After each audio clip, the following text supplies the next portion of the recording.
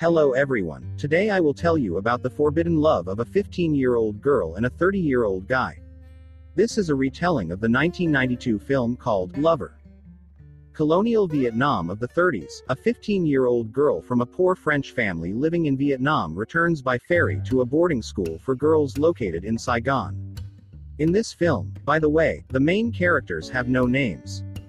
The girl is escorted to the train station by her mother and one of the brothers, Paul, the older brother Pierre, while everyone is busy escorting the girl, steals hidden money from her mother, which he spends on drugs.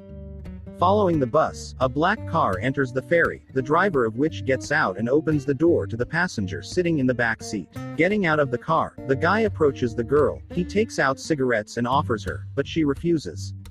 The guy is noticeably nervous to start a conversation with a girl. He praises her man's hat, considering it unusual that it is not worn by a man. When the girl asks who he is, where he lives, the guy tells about a big blue stone house on the other side of the river. All the big and rich houses here, as it turned out, belong to the Chinese. The Chinese offers to take the girl to where she needs to go as soon as they dock.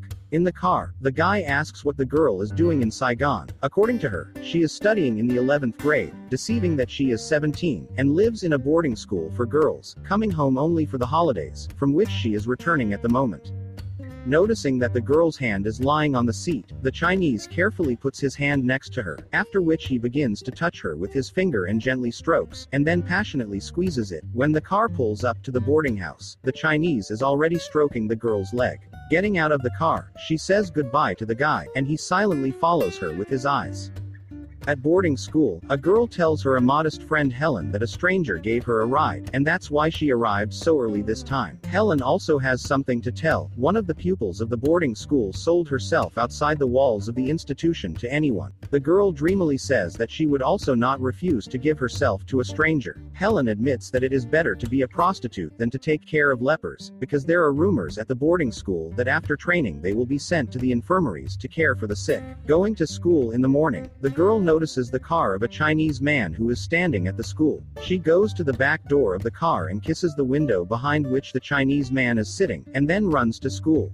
Returning from classes in the evening, the girl looks around all the time, but does not see a familiar car. At night in the boarding house, the girl cannot sleep because of strong overexcitation. A couple of days later, when the girl has a day off, noticing a black car on the street, the girl gets out and gets into it, which Helen sees from the window. A Chinese man brings a girl to an apartment that locals call a bachelor's nest. According to the guy, any young Chinese man has a mistress and such apartments are designed for meetings with them. The guy says that he is afraid to fall in love with a girl, to which she asks him not to fall in love, but to do what he usually does with other girls. After laying her on the bed, the guy gets scared because there is a very young girl in front of him, so she takes everything into her own hands. After depriving her of her virginity, the guy takes the girl to a restaurant, where she smiles and says that if her mother found out, she would kill her, and her brother would kill this guy because some Chinese guy slept with his sister.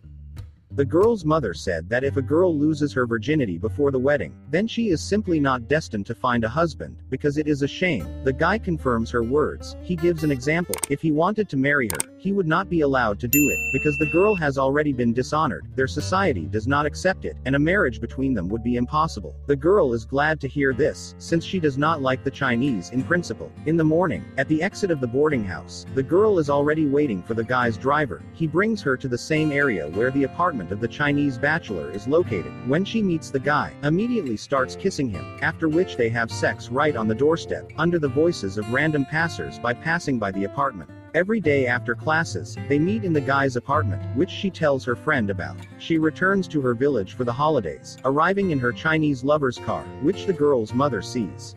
In the evening, the woman arranges an interrogation about who brought her daughter from Saigon. The girl deceives that it is her friend who just offered to give the girl a ride to the village.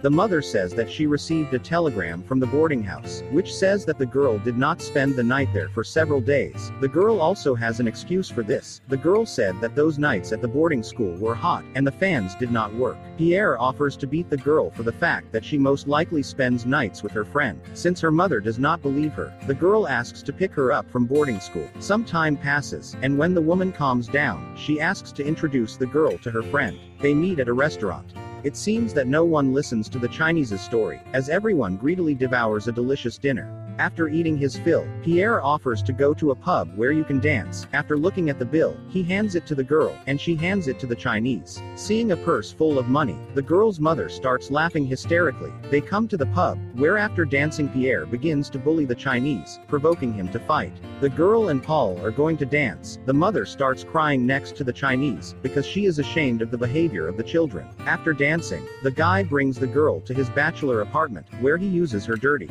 After sex, the girl asks how much the Chinese would pay for it in a brothel. When asked how much she needs, the girl asks for 500 piastres, which she passes to her mother, and she in turn goes to a boarding house, where she warns the director that sometimes the girl will not be present at night in the institution.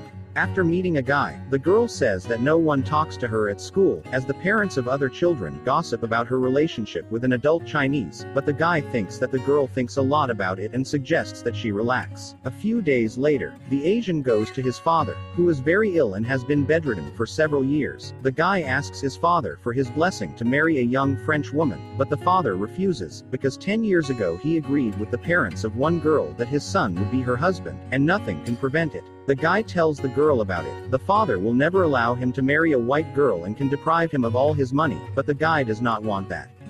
The girl says that her father is right. In a year she will still leave here after graduation, and she does not like the Chinese. They return to the bachelor apartment, where the girl asks the guy if his bride is beautiful. He himself has never seen her. He only knows that she is from a rich family and was chosen according to this characteristic. The girl returns to her village again. After seeing an expensive ring that was given by a Chinese man, Mom and Pierre make a scandal, believing that the guy gave it for a reason, but after he slept with the girl, she rejects it because she despises the Chinese. After unpacking her things, Pierre sniffs her underwear, after which he says that it smells Chinese.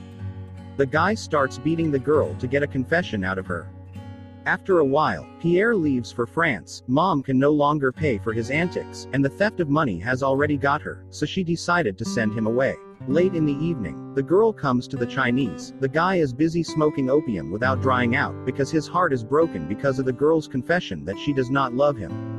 The guy has a wedding the other day, and the girl promises that after the wedding they will meet again before she and her family leave this country.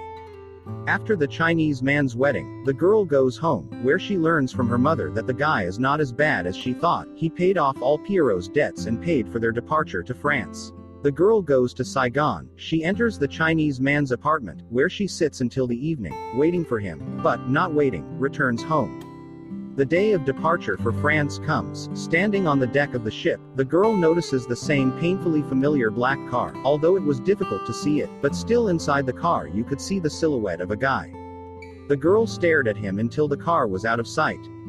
In the evening, peering into the darkness, the girl hears someone playing a waltz. Going downstairs, she begins to cry. She cried because the music reminded her of her lover, with whom she was truly in love. Many years later, a call rang in the apartment of an adult woman. It was a Chinese man who came to Paris with his wife. He says in a trembling voice that he still loves her and will love her the same way as on the first day of the meeting. This is the end of the movie. Thanks for watching, and see you later.